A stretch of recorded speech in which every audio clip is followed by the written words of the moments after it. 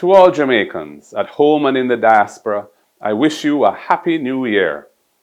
For many people, the celebration of a new year is a symbol of hope for our future. The start of a new year is an opportunity to focus on what lies ahead, while taking into account the year we have just gone through and where we are today. 2022 was a very difficult year for many Jamaicans. Our people have endured a major spike in the cost of living without much help to cushion the crisis. We have seen levels of violent crime that have us living in fear and sap the hope of our people. We experienced restive months in recent times with the uncertainties among our public sector workers as to their pay arrangements. Repeated states of emergency have been declared across various parishes as the government uses this as an ongoing crime-fighting strategy. It's been going on for 5 years now, off and on, but the murder rate in our country has continued to rise. Under the Constitution, the state of emergency is intended to be the last resort mechanism to protect the state from subversion. By allowing extended periods of detention of any person without charge or access to the courts, a state of emergency suspends many of the most fundamental rights and freedoms of our citizens. The Supreme Court has on 2 occasions now ruled against the government in their recent use of states of emergency, and the government's appeals against those rulings have not yet been heard by the Court of Appeal. With this pall of constitutional doubt hanging over the government's use of state of emergency, it has been my solemn duty not to support the extensions of these states of emergency when they are brought to Parliament. Jamaica needs a strategy which does not violate the Constitution, one which tackles the root causes of violent crime in our country and in a way which can be supported by all well-thinking Jamaicans, including the opposition. It is my hope for 2023 that the government will embrace a more collaborative approach to addressing the issue of crime. Jamaica needs a balanced approach to our national security crisis, using both tactical law enforcement and well-designed social interventions.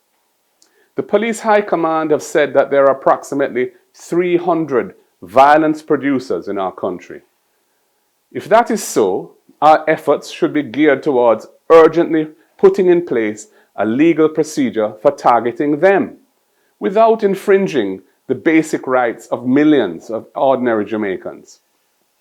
I have therefore suggested a court-supervised system of detention of these known violence producers, while cases are built against them so they can be charged and brought to justice.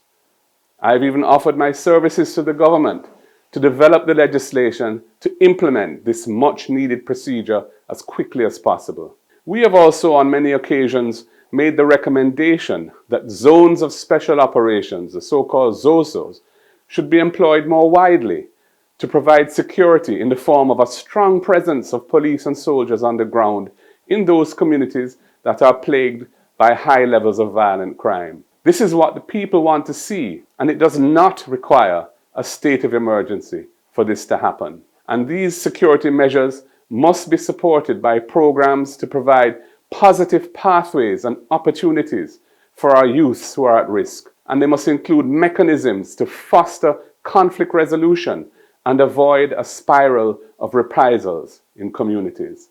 It saddens me that important and proven intervention programs like the Peace Management Initiative, PMI, and Unite for Change have been discontinued and nothing has been put in their place.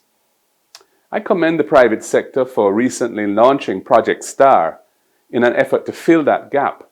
However, it is limited in scope and it will not reach most of the communities which need to be stabilized and which need peace. Jamaica also needs to prioritize programs that reaffirm the positive values and attitudes on which a strong society can be built. We need to invest in early childhood development by providing support for weak family structures and raising children in vulnerable households. We must increase the minimum wage and make it a livable wage so that parents can support their families without enduring the deprivations of poverty. We cannot allow this crisis in our education system to continue. Our schools lack basic infrastructure and resources to enhance the learning experience of students. Hundreds of students, or thousands, are still suffering from learning loss due to the pandemic, and some of them have not been able to return to school. We must invest, raising standards in basic and primary schools across the board so that they become world-class institutions. That will plug the pipeline of youths who have been failed and abandoned by the system and who end up embracing a culture of violence and wreaking havoc on our society. In 2022, we witnessed unrest and demonstrations within the public sector.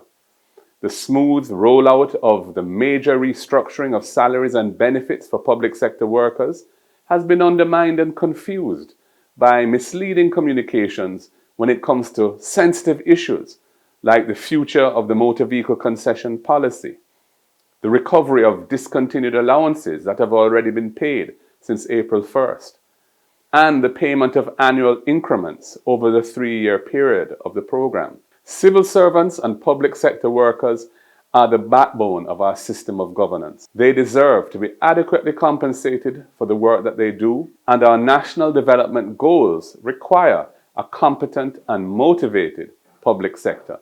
I urge the government to level in clear terms with the public sector workers and their unions on all the outstanding issues, and not to obscure the situation by resorting to clever or complex language that is so easily misunderstood. The principles of transparency and equity must be reflected in the process and outcomes of those negotiations. In 2022, we celebrated our 60th anniversary of political independence from colonial rule. Yet we're going into 2023 with the British monarch still being our head of state and their Privy Council still remaining our final appellate court. Time come for Jamaica to be truly independent. We must decolonize these remaining aspects of our governance by acceding to the Caribbean Court of Justice as our final court of appeal and becoming a republic with a Jamaican as our head of state. Let us not proceed in a piecemeal manner on these important questions. 2022 was a year of dwindling trust and confidence in the governance of our nation. People are sick and tired of public resources being used for the personal enrichment of a select few who are politically connected to the powers that be, instead of being used for the people for whom those resources are intended. Global inflation is now raging, and interest rates continue to increase as central banks around the world try to control it. Prices of basic food items and utilities have gone up and up, while our purchasing power continues to decline. People are struggling to make ends meet, and survival is a daily grind in Jamaica. We must respect the remarkable strength and resilience of the Jamaican people. I know it is hard, but I encourage you to keep the faith. Weeping may endure in these hard times, but as sure as the sun shineth, joy will come in the morning. The tide is turning, slowly but surely. Jamaicans are becoming increasingly aware of those who have their best interests at heart and those who do not. Time comes for us to put people at the center of governance by developing policies that are geared towards social inclusion, equality, and a better quality of life for all Jamaicans. Time comes for us to return power to the people so that we can collectively make the Jamaican dream a reality for all of our people. In 2023, let us recommit to upholding the values and principles of integrity on which our great nation was founded. Happy New Year, Jamaica. May God bless us all and bless Jamaica, land we love.